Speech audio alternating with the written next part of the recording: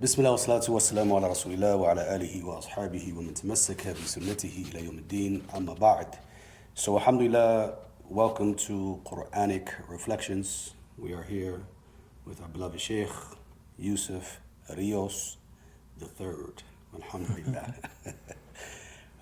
And basically on Quranic Reflections, we want to kind of journey through the Quran, inshallah ta'ala, looking at different ayat of the Quran and kind of pondering and reflecting over those verses in the book of Allah Tabaraka wa Ta'ala, and also looking at how we can implement those verses in today's day and time, especially within the context of the revert or the convert in their life, inshallah ta'ala.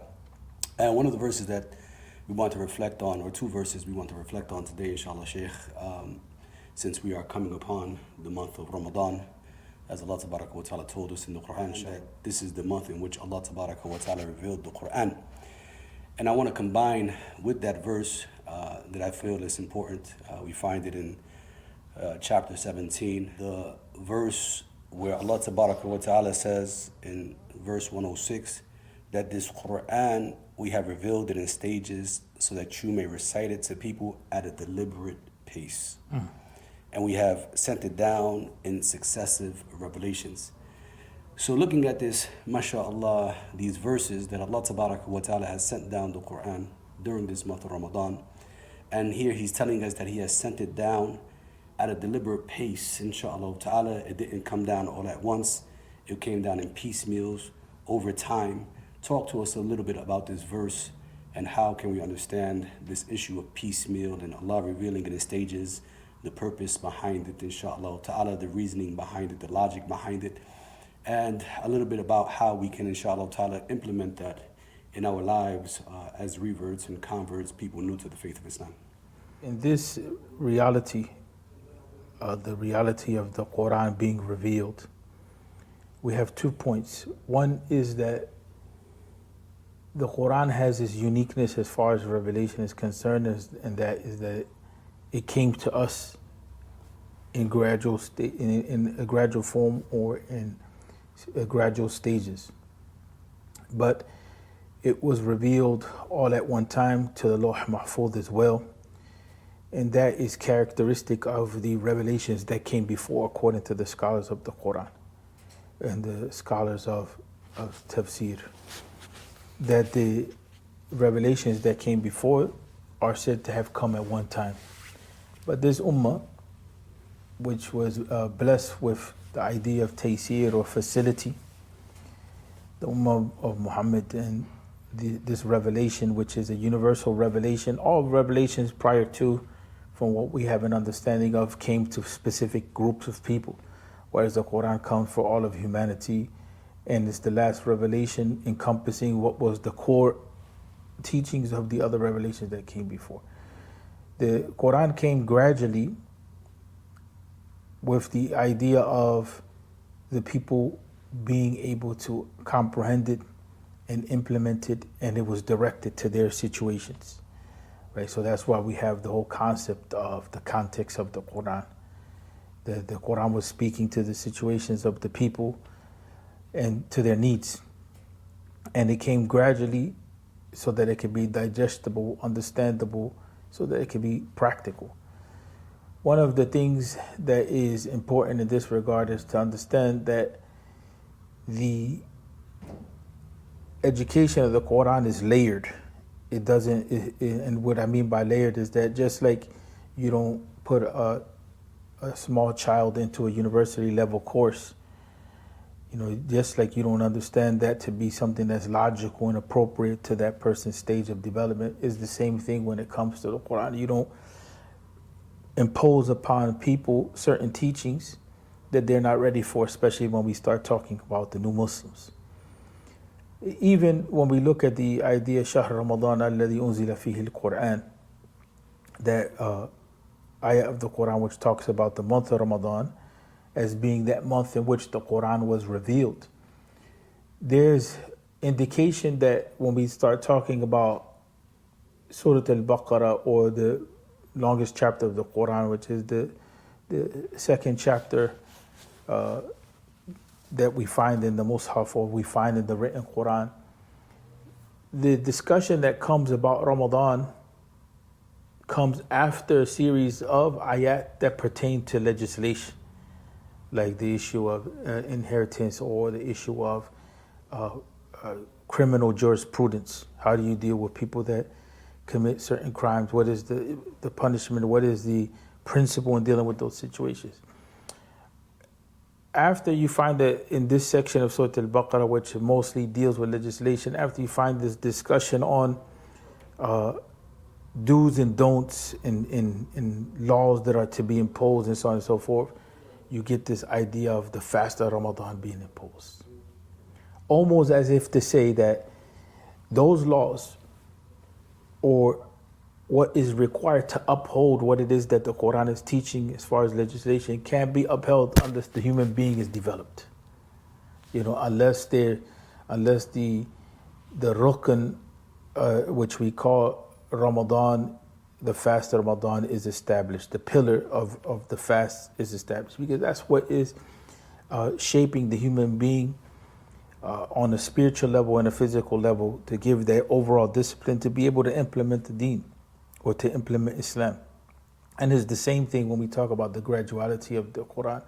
We find, just like we find that relationship between the fast of Ramadan and the rest of the legislation that comes before it to be interlinked, and we find that spiritual education has to be in place before really we can have a just society or society which is healthy. The same thing when it comes to implementing the rules in Islam.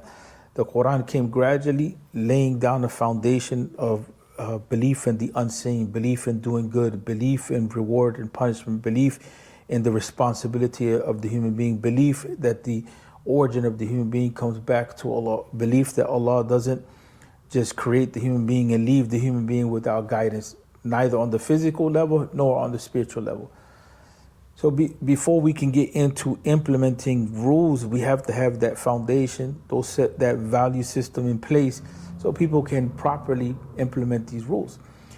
And when we look at the first generation, and this is a very controversial statement to make because usually when a person becomes Muslim, immediately we start, loading them up with a bunch of rules. Starting from Z instead of A. Yeah, we load them up. And so that's not how the first generation was developed. And a lot of times in our time period, especially in our generation, we heard a lot about following the Sahaba. We have to follow the Sahaba. Follow the Sahaba. But in reality, when it comes to the point of education, we're not doing the education of the Sahaba. The Sahaba didn't come into Islam and automatically everything was prohibited to them. And we see that even the Quran took time in eliminating alcohol. The Sahaba, they drank. And there's a statement that is associated with Aisha. It's a sound statement. It talks about what was the first to be revealed of the Quran. And it's basically a dialogue. She's questioned about what was the first to be revealed. And then she mentions this point that the teachings pertaining to the unseen were the first to be revealed. And then the community responds back, so to speak, a member of the community. Yeah, if the first thing to be revealed were to be, stopping the drinking of alcohol, we would have never stopped that. Or if the first to be revealed were stopping engaging in zina or adultery or fornication, we would have never stopped that, right? And we know that in that first community, these things were present. And today our equivalents would be addiction or, relationships that we consider illicit or, in other words, there were issues there on a moral level, on a spiritual level, but the Quran was effective at addressing the issues because of the graduality and because the teachings were in their place. The teachings were being addressed to the people's needs and situations, and it was coming at a pace where when one thing was addressed, another thing can be addressed, right? So how can we talk to a person about being responsible or a person to be just if a person doesn't have a sense of accountability? You know what I'm saying? But if a person has a sense of accountability beyond myself, it's not just that I'm going to do it for me, but also doing good for the sake of doing good because it's pleasing to Allah. That's a different level than I'm doing good because I'm getting personal benefit from it or I'm going to get into Jannah. You know, so the Quran placed these principles, put them in place, and that created a foundation in which it allowed for the Sahaba to change themselves. And then it allowed for them to be able to work together in this transformation process, because all the way up to Medina, the situation was chaotic. The Muslims, as they were becoming Muslim, were being plucked out of their families, and they were in situations where they couldn't really express their commitment to Islam.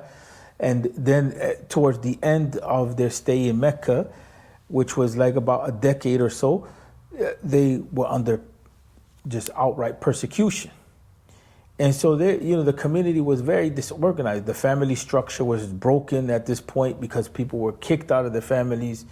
The Muslims were in a situation where they were very timid and fearful of what was happening because their ability to provide for themselves was cut off.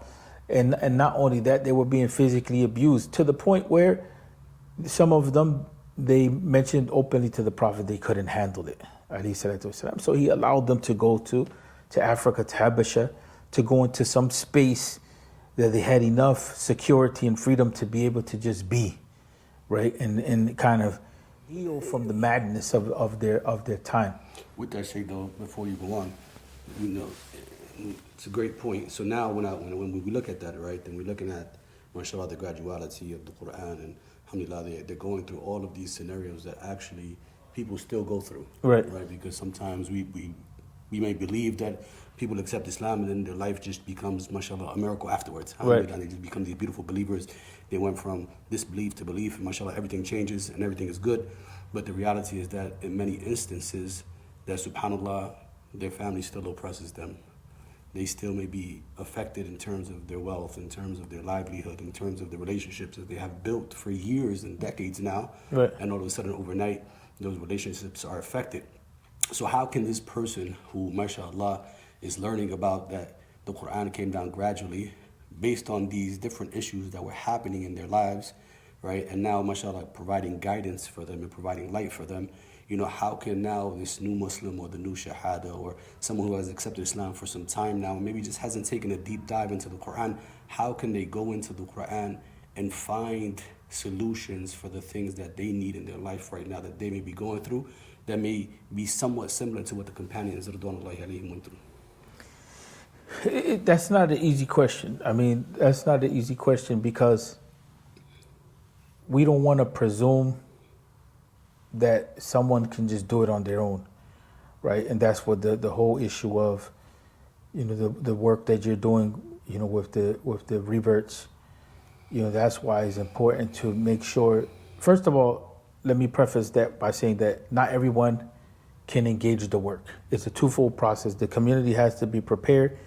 Individuals have to be prepared. The community has to be prepared to accept these people, right? And people have to be supported, funded, trained, maintained in order to be able to do that work. The Prophet ﷺ used to assign people, to take on certain tasks when it came to dealing with the community. We found the same thing with Umar. After the Prophet ﷺ transitioned to the next world, Umar used to assign people to teach people. It was not a free-for-all. And even in the early generation, not anybody just became Muslim. They were handpicked earlier on, and a lot of people don't know that. So there was this quality control process in place. But simply put, the easiest way to deal with this complicated issue of how do I change my life is to look at the life of the Prophet Muhammad in a very general way.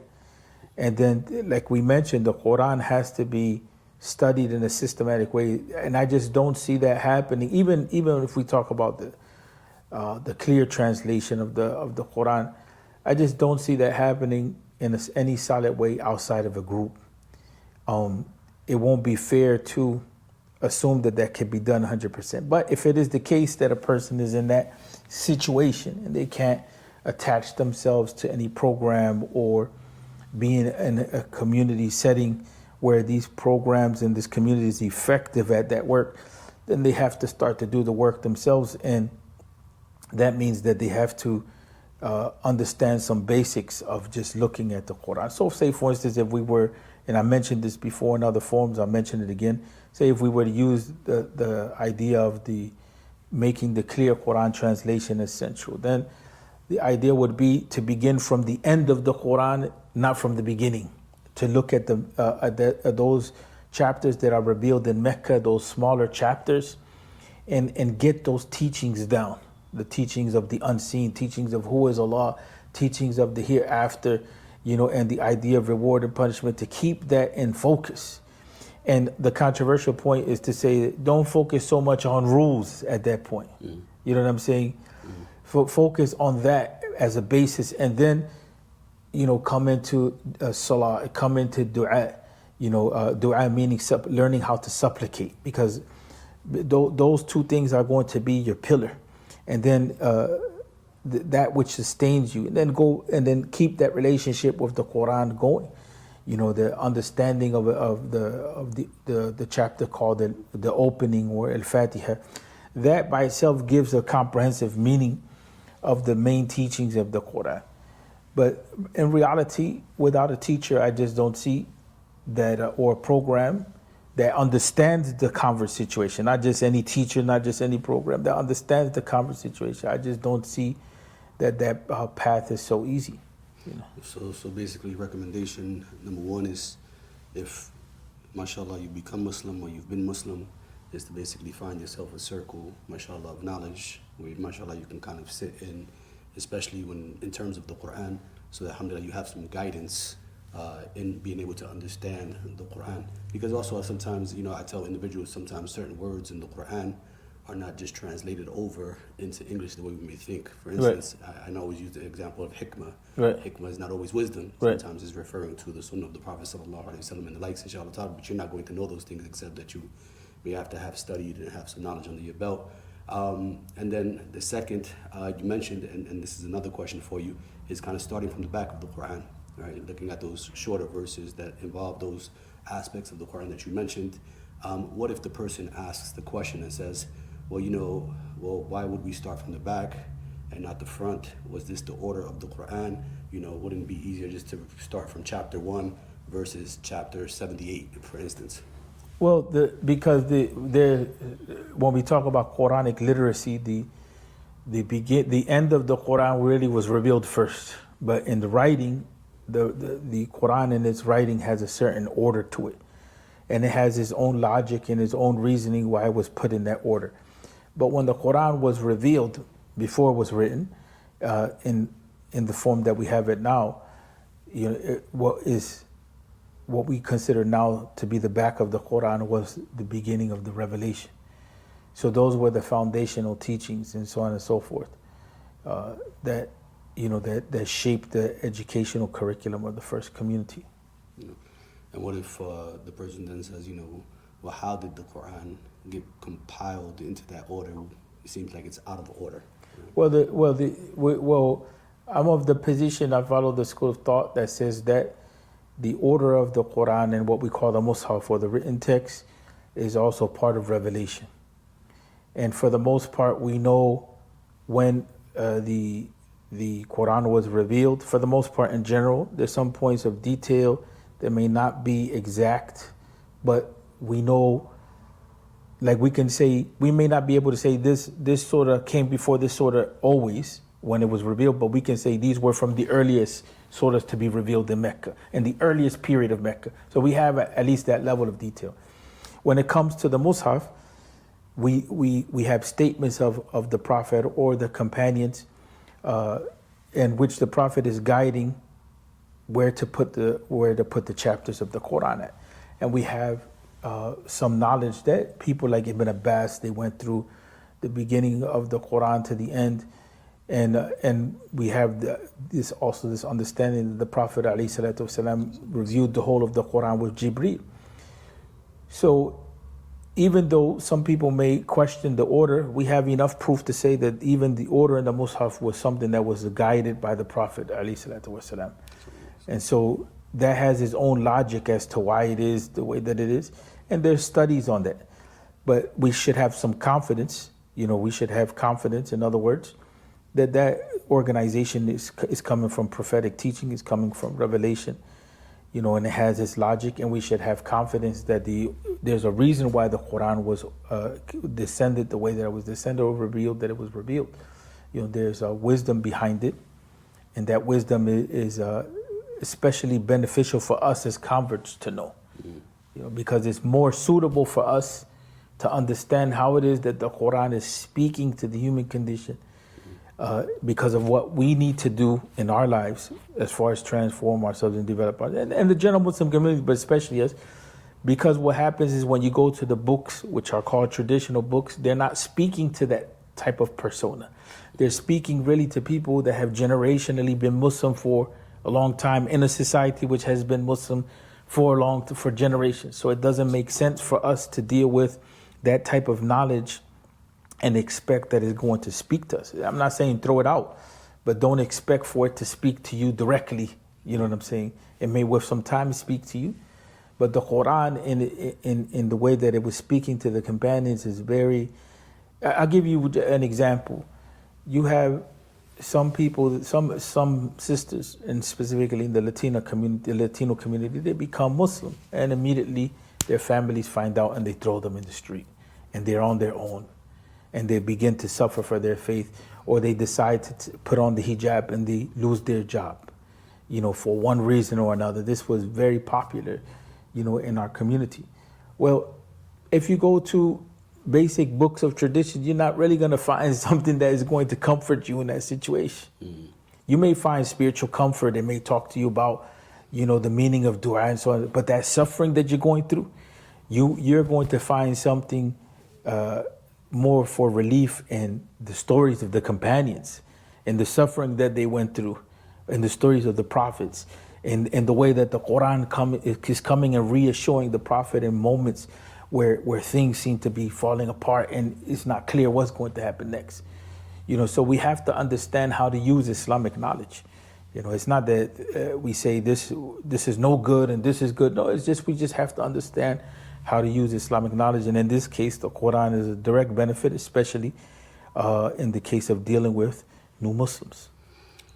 In finality, in closing, Sheikh, since we started with the verse talking about piecemeal and Allah revealing the things in terms of one step, one pace at a time, inshallah ta'ala, what is your advice for our brothers and sisters? Again, they could be a new Muslim through the door yesterday, they could be a Muslim 5 years, but still maybe struggling because maybe they haven't paced themselves, maybe they've been given the Quran or the translation thereof, and it's like the book is complete, the laws are complete, I have all of this weight on my back. And most converts come in with a lot of energy, a lot of zeal, and they want to do as much as they can, and implement as much as they can.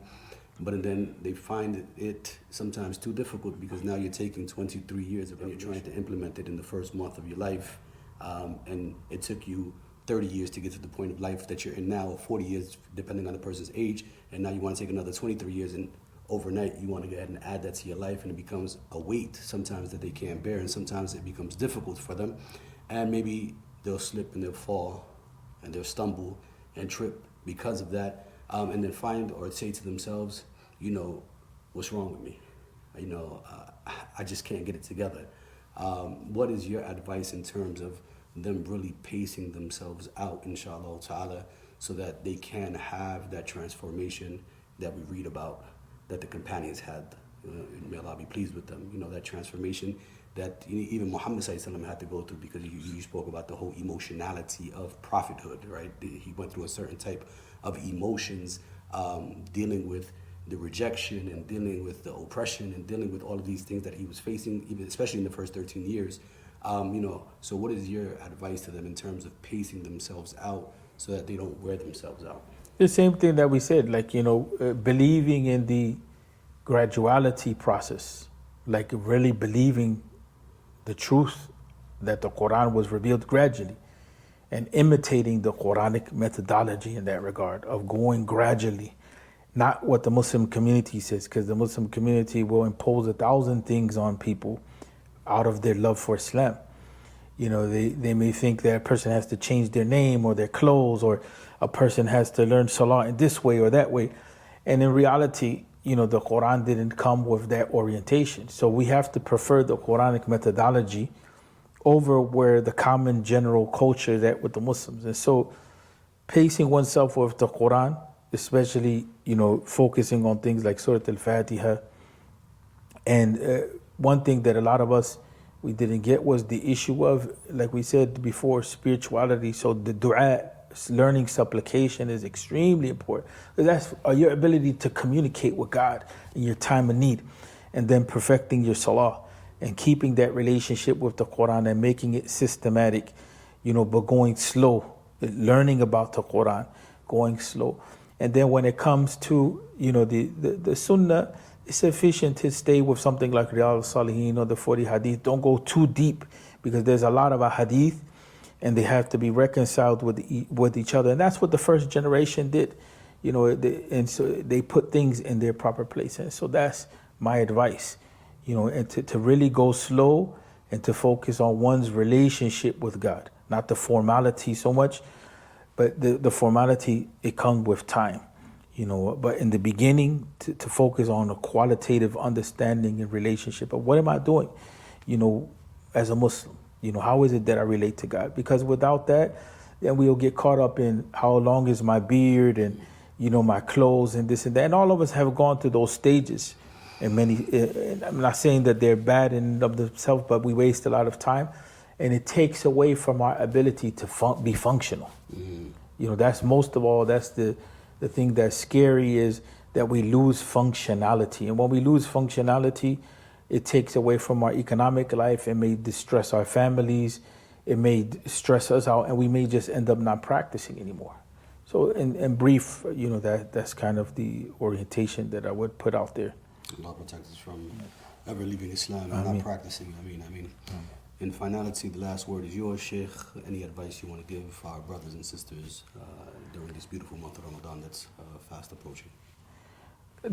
Same advice I would say, that associate yourself with Reverts, Reconnect, or some group, what I'm saying, that is going to help you grow stage by stage. And it's important that you don't do it alone. And it's important, again, the same message of graduality, because if this is a marathon, it's not a sprint race, and pacing yourself is the best message that we can give, even in Ramadan, to focus on the fast itself and the basic salawat. The tarawih is not an obligation, it's something that is encouraged, but if it's going to mess you up on your daily five prayers a day program and your ability to keep up with your fast, then it's better to maintain your fast and your rest and so on and so forth, and keep up your prayers than exert yourself to the point where you become completely dysfunctional. And then slowly you go into it and you exert yourself a little more when you can. And the reason I say that is because people have long work days and they have families to take care of. And Islam doesn't put a burden on us beyond our ability. And so it may seem like it's a cop-out, like not doing a lot, not doing enough, but consistency in what is obligatory takes priority to that which is recommended or encouraged. Inshallah. So Sheikh, in ending, inshallah, jazakallah khair for your time, alhamdulillah. For those of you who may ask, inshallah, we are, mashallah, in the beautiful masjid here in the Respect Graduate Institute, found in the Lehigh Valley, this area. Yeah, Bethlehem, Pennsylvania. How can brothers and sisters who may want to follow you or stay connected with you, inshallah, how can they do that? They can either reach out here at Respect, to call in directly to Respect, or to go to the Three Puerto Rican Imams Facebook page, or follow me, Yusuf Reels, on Instagram or on Facebook itself and on YouTube. Inshallah, you heard it here on Quranic Reflections. May Allah Tabaraka wa Ta'ala allow us to all ponder and reflect upon the Quran, and may Allah Tabaraka wa Ta'ala allow the Quran to be that transformational source, that fountain that allows us to change our lives for the positive until we find Allah Tabaraka wa Ta'ala on that great day having mercy upon us and in love with us, and that we are in love with Allah wa ta'ala, and that we show him our gratefulness and our gratitude for revealing this amazing book that has changed our lives. With that, brothers and sisters, may Allah bless you all. May your Ramadan be fruitful. Wassalamu alaikum wa rahmatullahi wa barakatuh.